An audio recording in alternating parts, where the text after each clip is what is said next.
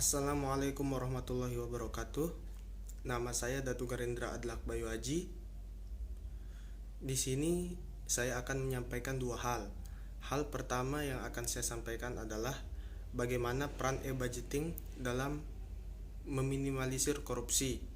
Dan hal kedua yang ingin saya sampaikan adalah bagaimana jika APBD disahkan dengan peraturan gubernur.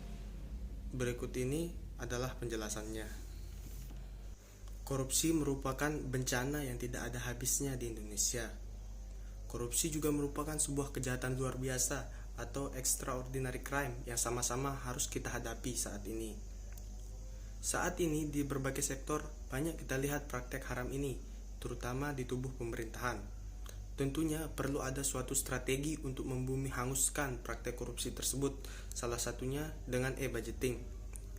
E-budgeting sendiri merupakan proses penyusunan anggaran yang berbasis elektronik. E-budgeting berperan penting dalam pemberantasan korupsi. Karena e-budgeting dapat diawasi langsung oleh masyarakat dan dapat membuat pemerintah pusat maupun pemerintah daerah lebih fokus dan transparan dalam mengelola keuangan. Keuntungan yang didapatkan dari e-budgeting pada pemerintahan adalah melakukan pengurangan dari penyalahgunaan APBD. E-budgeting memiliki kemampuan di dalam melakukan berbagai macam bentuk penghematan dari anggaran yang ada. Selain itu, pemanfaatan e-budgeting dalam pengelolaan keuangan sebagai upaya mereformasi sistem penganggaran dan akuntansi diyakini akan mempengaruhi kualitas informasi keuangan sehingga pengelolaan keuangan daerah dapat dipertanggungjawabkan dengan lebih akurat. Hal tersebut berdasarkan Undang-Undang Nomor 23 Tahun 2014 tentang Pemerintahan Daerah, Pasal 391 Ayat 1 dan Ayat 2, yang berbunyi pemerintah wajib menyediakan informasi terkait pembangunan daerah dan keuangan daerah. Pasal tersebut juga menyatakan bahwa informasi pemerintah dikelola sistem pemerintahan daerah. Selain itu, e-budgeting juga didukung oleh pasal 387 tentang inovasi yang juga terdapat pada undang-undang yang sama. Penerapan sistem ini dengan sendirinya dapat meningkatkan kepercayaan masyarakat terhadap pemerintah. Anggaran pun dapat dialokasikan sesuai kebutuhan dan diharap dapat mempercepat pencapaian daerah serta meningkatkan kesejahteraan masyarakat, dan yang terpenting adalah meminimalisir korupsi dan mencegah korupsi. Hal kedua yang ingin saya sampaikan adalah apakah APBD bisa disahkan dengan Pergub atau bagaimana jika APBD disahkan dengan Pergub. Pada prinsipnya APBD memang ditetapkan lewat peraturan daerah yang merupakan kesepakatan antara kepala daerah dan DPRD.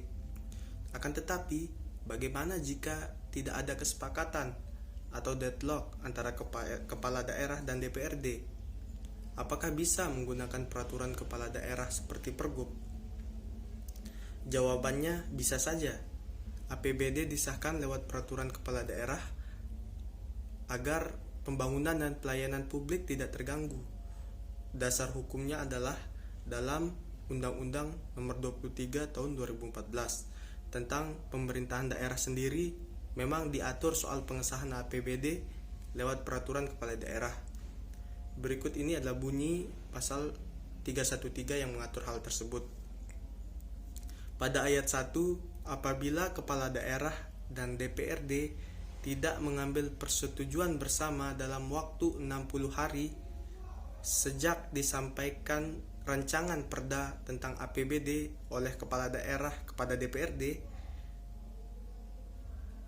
kepala daerah menyusun dan menetapkan peraturan kepala daerah tentang APBD paling tinggi sebesar angka APBD tahun anggaran sebelumnya untuk membiayai keperluan setiap bulan.